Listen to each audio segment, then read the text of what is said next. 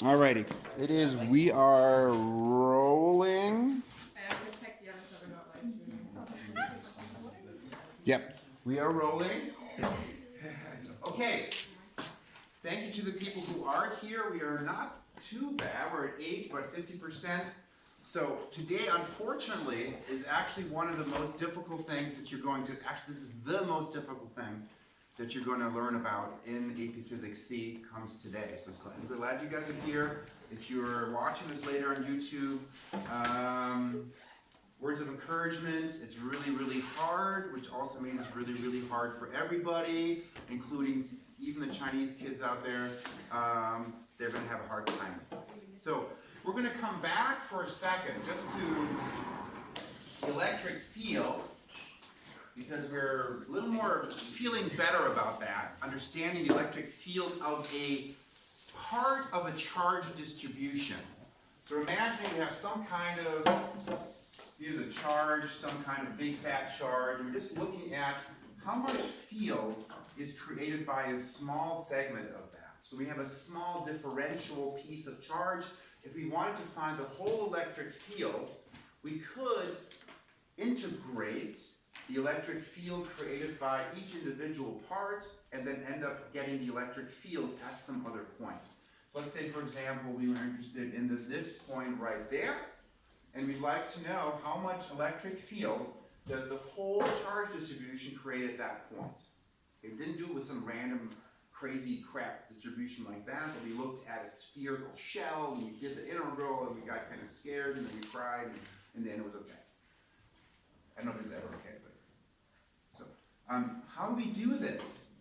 We look at this thing and say, okay, this is a little segment dq, okay? And that little segment dq at that location creates electric field, right? It is a distance r away, and this is actually a vector r. Agreed? All good? Makes sense? We'll call it the vector r.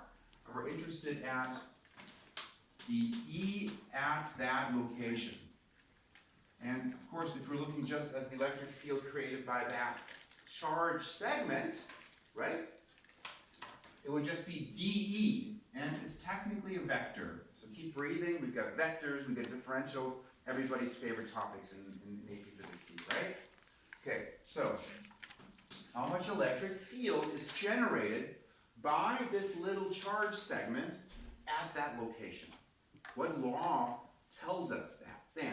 Coulomb's law. Coulomb's law. Boom, right? Just as a reminder, for a point charge in general, right?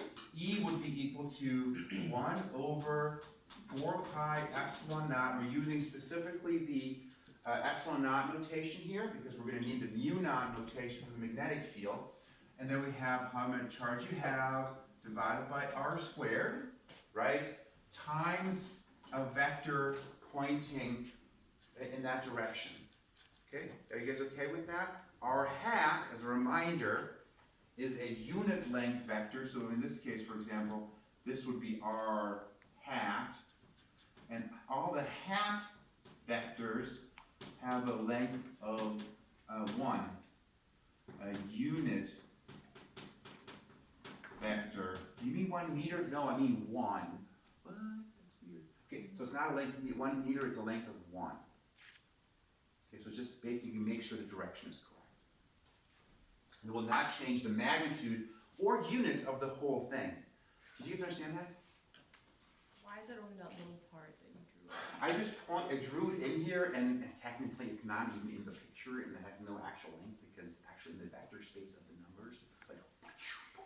But anyway, we pointed in that direction to indicate that it's not our vector. Our vector has a length of 12 centimeters. Our hat has a length of 1. Not 1 centimeter. This is important because it'll change the units. But it's just that the purpose of our hat here is to make sure that the magnitude that we've associated with our Coulomb's field, Coulomb's law field, has a direction associated because it's an electric field. It has to have a direction.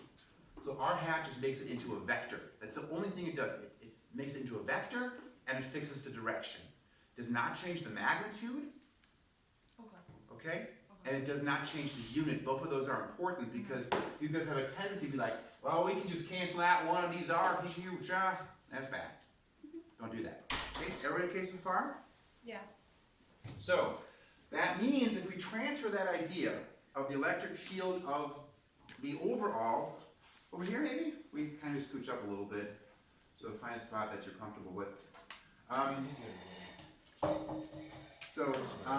Let's do it. So, what's the equation look like for dq? Somebody else? He likes the spinny chair.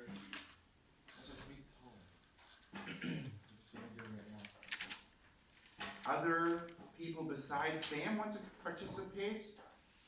Nobody. There's a version of, there's a combination of, okay.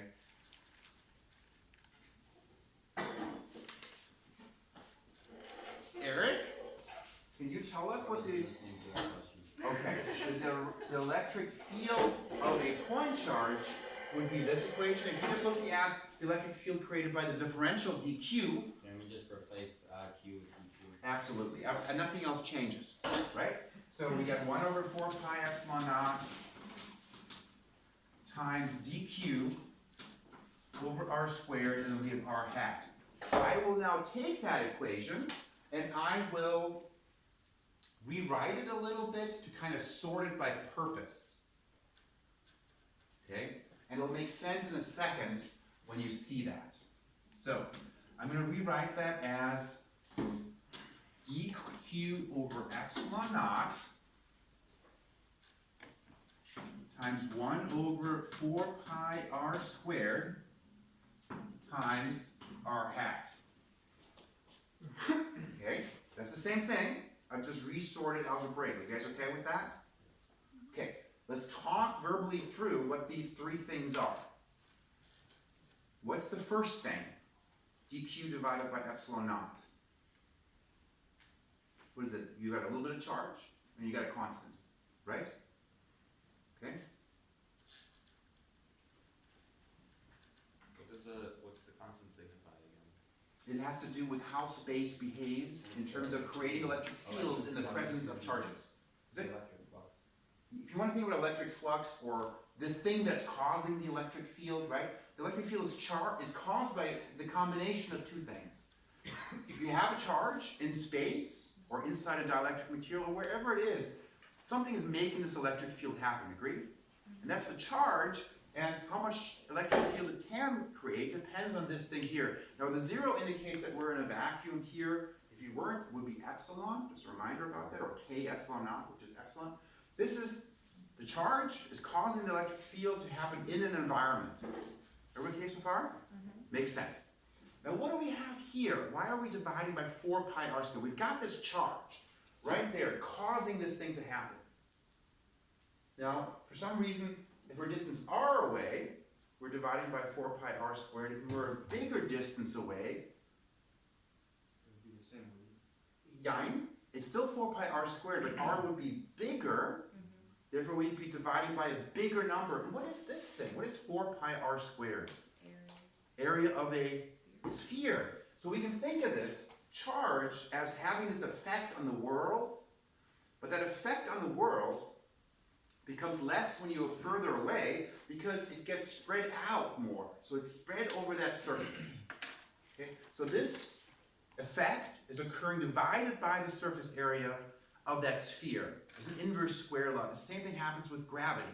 The further away you are from a mass, the lower the effect, because the gravitational impact, the oomph, is less when you're dividing it over that surface area. Make sense? Okay, good. So this is the thing causing the thing to happen to the environment around it.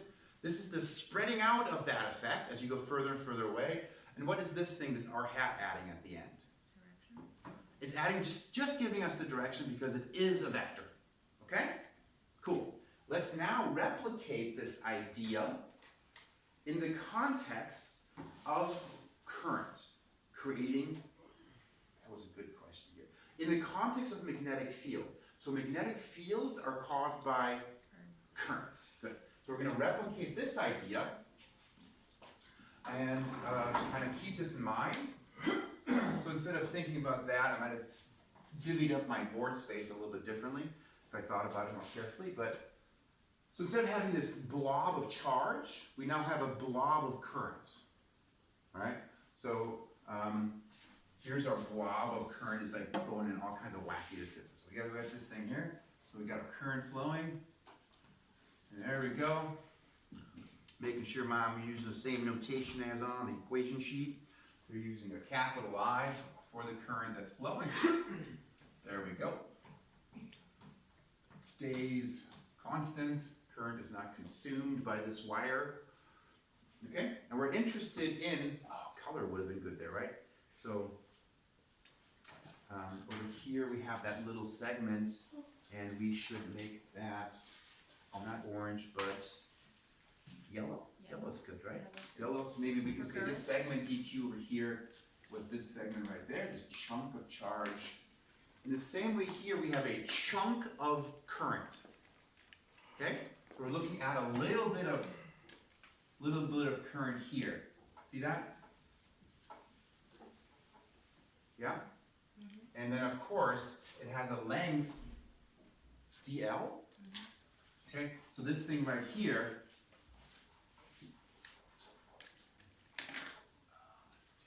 so we already have I, so I think it's confusing if I write IDL next to it. I will just write this as DL.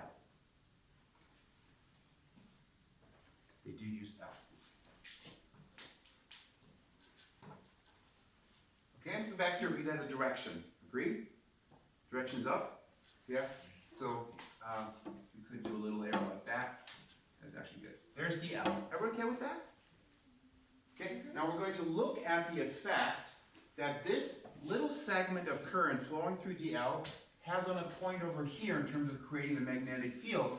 Why? Because we'd like to know what's the total magnetic field created by this whole weird current distribution. You might be thinking I'm using that term lightly, that you want to know that, but oh well. Okay? Good so far? Yeah. Let's think about it. So, and let's think about it in terms of these three things. Okay? So, what is the magnetic equivalent of charge? What causes magnetic field? Moving charge, right? So you can either think about it as QV or as IL. QV, IL. QV, IL, those serve the same purpose as the charge. So in our context, what is the thing causing the current, the magnetic field? Yes. Yang. Or IDL. It's IDL, right? So we have IDL.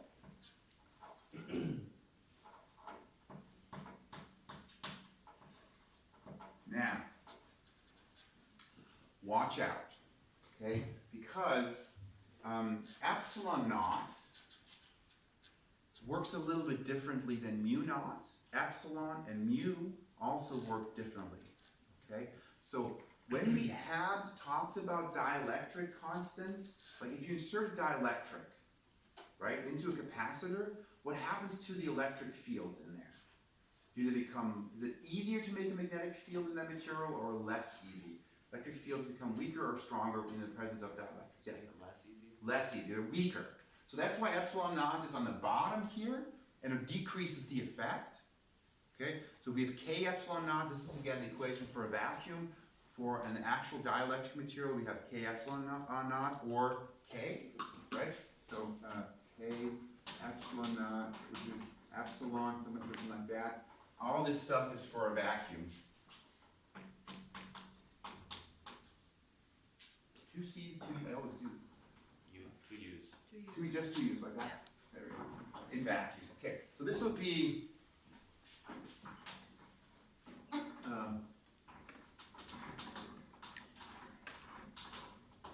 so K naught is epsilon, there you go. Okay? So the same thing applies here, that instead of having another equation epsilon naught, then you'd basically replace that with K epsilon naught or epsilon. And the same thing applies here, where you would then take, instead of having mu naught, you want to replace it with mu. Okay, so the same idea happens. Now, for magnetic fields, it's a little bit different. If we place a material in there, such as iron, does that help or hurt the magnetic fields? Helps. So where before we were dividing by epsilon naught, now we're multiplying by mu naught. That's kind of the difference there. So mu naught has a kind of the opposite purpose of epsilon naught. Epsilon naught is the how much is being hurt, the ability to have electric fields, and here mu naught is encouraging electric fields to happen. We somehow were able to boost that number, then it would become bigger. Good. We have the thing causing the magnetic field. Now we need two more things. We need the direction, and we need to have it's divvied up over sphere. Make sense? So divvying up over sphere is just the same thing we have there, right? 1 over 4 pi r squared. I would have been tactically smart to put it at the end here, but I'm going to put it over here. There's a specific reason for that. Because we got to settle on the direction, right? We got to settle on the direction. How do we settle the direction? How is the direction going to work out? Do we know the direction? We do. We do. Why do we know the direction? Right-hand rule, right? You got it. It's going this way, it's going that. So it's a cross product, right? That's where the right-hand rule comes from. Okay. So we need to take this, and we need to actually look at where we're looking over here. This is the vector r, right? And then the same thing there. Then we have our r vector. This is r hat. This is dl vector. Our direction of the magnetic field is in the direction of dl cross r hat. Okay, so that fixes that problem. And we are set. Okay, so I kind of talked about why this works, how it makes sense. We can clean up a little bit now to make it look the way it looks on the equation sheet, and in the way that they have it listed here. And we can rewrite it as dB is equal to mu naught over 4 pi. Then we have I dl cross r hat divided by r squared. Just gathering terms, but otherwise it's the same thing. Do you guys concur? What would you plug in for our hat? Our hat is a direction. Yeah. It has no length. Yeah. It is only serving the purpose of telling us the direction. Right now, we're at the stage of qualitatively understanding what the equation means. Okay. Having it in action will be terrifying if it happens to 99% of the students. That's important to remember. And if you were ever asked to actually do it, it would be for highly symmetrical situations, and we're going to worry about that step next. Right now we're just doing a qualitative understanding what it means. Okay, now we have to integrate whatever that means. I don't know what that means. So the whole magnetic field would be the integral of that thing, and you're like, okay. Good? Yeah, Sam, did that answer your question? No, I thought that magnetic field was created in a circle, not a sphere. Like if a current was going this way, then the magnetic field would Sure. go around. So it, that's not actually a in three specific symmetrical application of this for a straight line current that continues. So if we have a straight line and you apply this law to it, you will end up with Ampere's law. And this law, which is called the Biot and Savart law, and want to make sure we got that written out. So this is called Biot and Savart law. Spelled it correctly. Okay.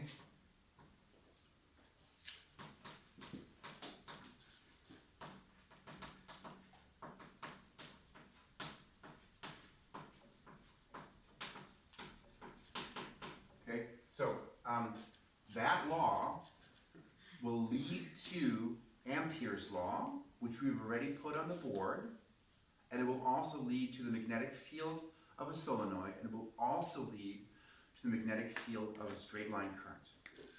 So flowing from here comes, I think, what you're referring to, which is the integral of B dot dl equals mu naught I. This is Ampere's law. Okay? And this is the through, and this is loop. This is a loop integral. And flowing from this also, so this implies this, and then we can go from there to here, and we also get the B of a straight current is equal to mu naught I divided by 2 pi r magnitude, and the other thing is that mu B for a solenoid is equal to mu naught times n divided by L times I.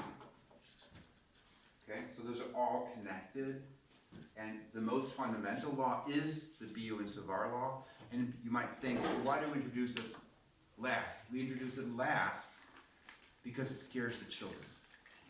Okay, because it is really terrifying, and it will still be terrifying on the exam if it happens. Yes, Sam.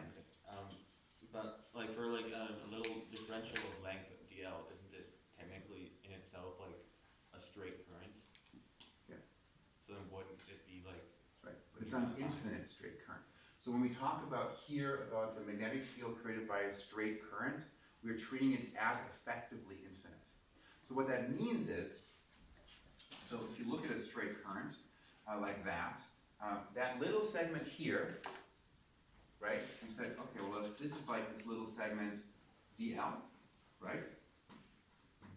Right? There, magnetic field is in, right? Yeah.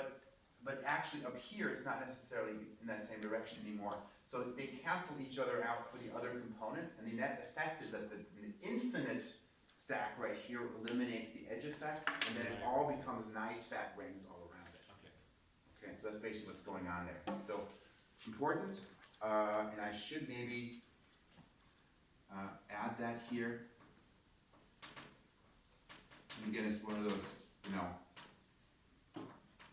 physics infinites, not math infinites. So, if we look at this wire and we actually measure the magnetic field, like where my nose is, for that's infinitely long compared to the distance to my nose. So it's all about how long is the wire compared to the distance away from the wire you're looking at. If you're looking like this way, like now you're measuring the magnetic field of my nose, we might be generous and call that infinite, but it's really not, right? So that's the idea. And the same thing applies here for the solenoid, just as we have the same thing,